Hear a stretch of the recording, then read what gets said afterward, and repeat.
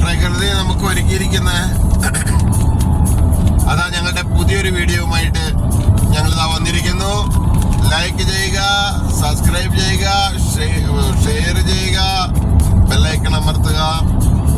അതുപോലെ തന്നെ പ്രത്യേകിച്ച് പറയാനുള്ളത്, ഈ റോഡിന്റെ രണ്ട് സൈഡിൽ നോക്കുമ്പോൾ ലോട്ട് ഓഫ് ഓസ്ട്രേലിയന്റെ കൾച്ചറായിട്ട് അല്ല കൾച്ചറിന്റെ ഭാഗമായിട്ട്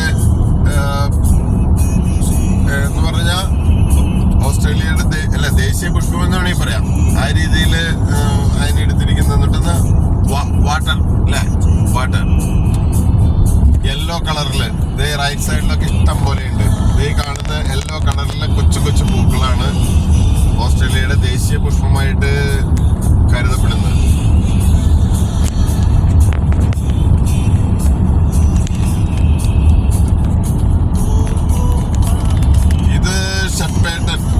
ഷെപ്പേട്ടനിലേക്ക് പോകുന്ന വഴിയാണ്. പക്ഷെ ഞങ്ങൾ ഷെപ്പേട്ടനിലേക്ക് എത്തില്ല.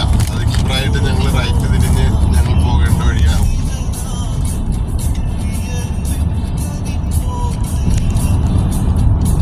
അപ്പൊ ഈ വഴികളുടെ സൈഡിൽ കംപ്ലീറ്റ് പൂത്ത് നിൽക്കുന്ന മഞ്ഞപ്പൂവ്, യെല്ലോ, ലൈറ്റ് യെല്ലോ കളർ എന്ന് വേണമെങ്കിൽ പറയാം. കടും മഞ്ഞ എന്ന് പറയാനും പറ്റില്ല, എങ്കിലും കുഴപ്പമില്ല, മഞ്ഞ കളർ എന്ന് തന്നെ പറയാം. അതാണ് ഓസ്ട്രേലിയയുടെ ദേശീയ പുഷ്പമായിട്ട് അറിയപ്പെടുന്നത്.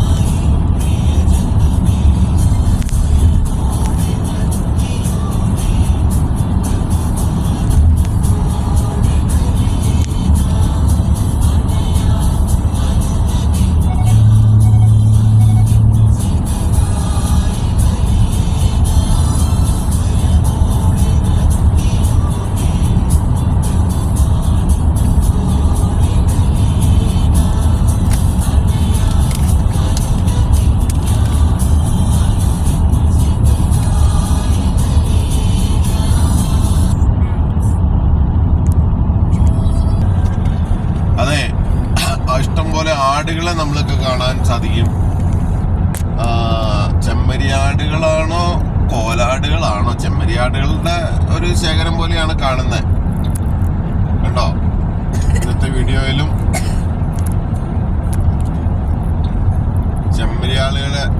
ചെമ്മരിയാടുകളെ ധാരാളമായിട്ട് കാണാൻ സാധിക്കും.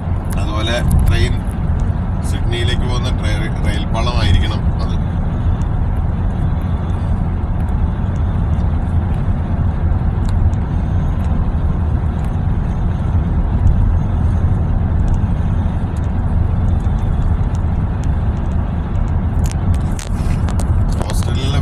സംഭവമാണ് റെസ്റ്റ് ഏരിയ എന്ന് പറഞ്ഞത്.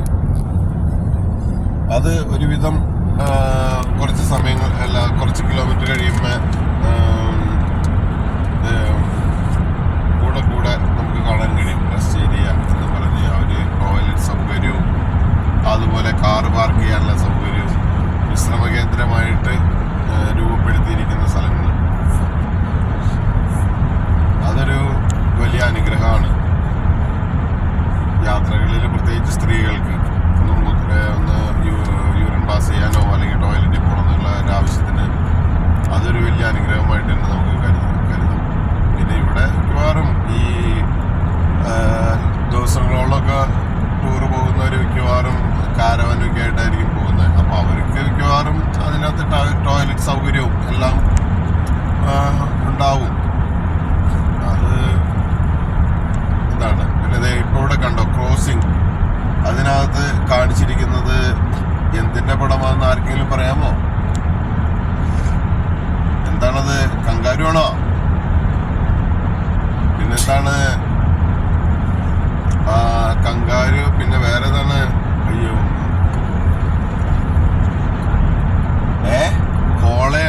കോളയാണ് ശരിക്കും. അത് തന്നെ, കോളയുടെ പടമാണ് കൊടുത്തിരിക്കുന്നത്.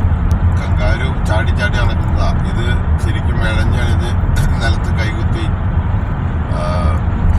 ഈ ശരിക്കും കരടി നടക്കുന്നതിന്റെ ഏകദേശം ആ ഒരു ചൂടിലൂടെ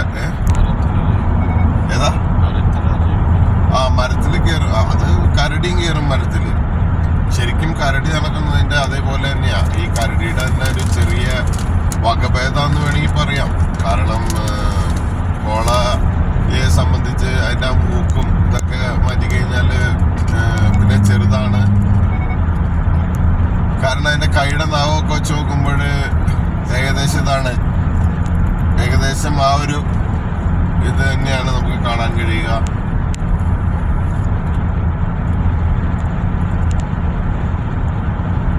അത് റോഡ് സൈഡില്. പക്ഷേ ഈ കോളയുടെ ഭക്ഷണം എന്താടാ ശരിക്കും?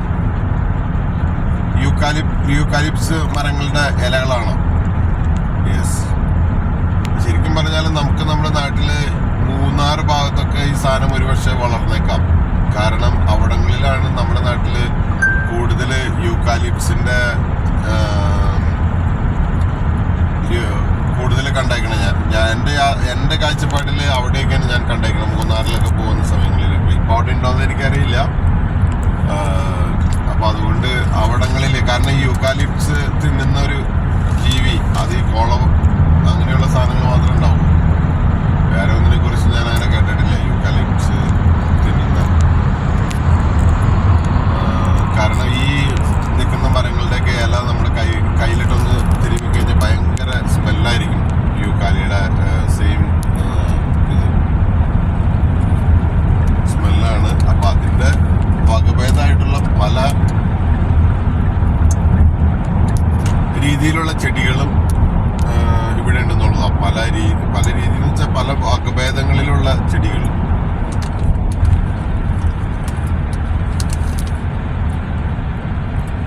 അപ്പൊ അങ്ങനെ ഇന്നത്തെ നമ്മുടെ യാത്ര എവിടേക്കാടാ? ആ സ്ഥലത്തിന്റെ പേരെന്ന് പറഞ്ഞേ. എവിടെ? ഉറക്കപ്പുറ. കേൾക്കാൻ പാടില്ല, ഉറക്ക പറയാനേ, എന്നാലും നമുക്ക് കേൾക്കാൻ പറ്റുള്ളൂ. എവിടെയാന്ന്? ബ്രൈറ്റൺ. ഓക്കെ, ബ്രൈറ്റൺ അല്ലല്ലോ, ബ്രൈറ്റ് എന്നാണ് ഞാൻ മനസ്സിലാക്കിയത്. അതുപോലെ ദേ ഒരു മൊട്ടക്കുന്ന് കണ്ടോ നമ്മുടെ ഫ്രണ്ടില്?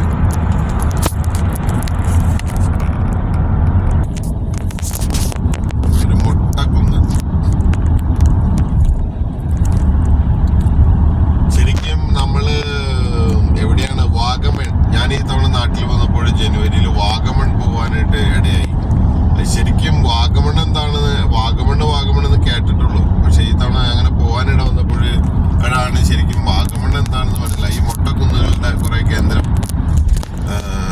അതുപോലെ തന്നെ അവിടെ ഒരു എവിടെയാണ്? അവിടെ ഒരു യൂണിവേഴ്സിറ്റി അല്ല, അവിടെ ഒരു ക്യാമ്പസിൽ പോകാനായിട്ട് ഇട വന്നു.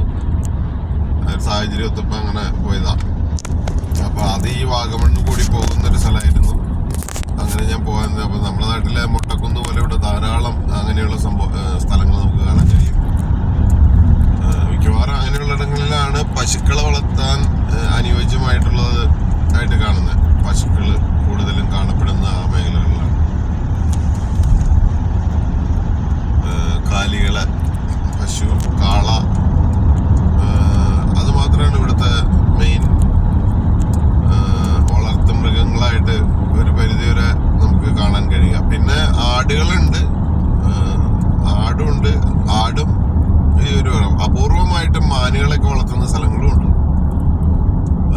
മാന്, പിന്നെന്താണ്, കങ്കാരുവിനെ വളർത്തുന്ന സ്ഥലം ഉണ്ടോ എന്ന് വെച്ചാൽ എനിക്കത് നിശ്ചയമില്ല. പക്ഷെ ഈ പന്നികളെയൊക്കെ വളർത്തുന്ന സ്ഥലമുണ്ട്. ഇവിടെ ഏറ്റവും കൂടുതൽ ഒരുപക്ഷെ മീറ്റ് യൂസ് ചെയ്യുന്നത് ആ പന്നികളുടെയൊക്കെ ആയിരിക്കും.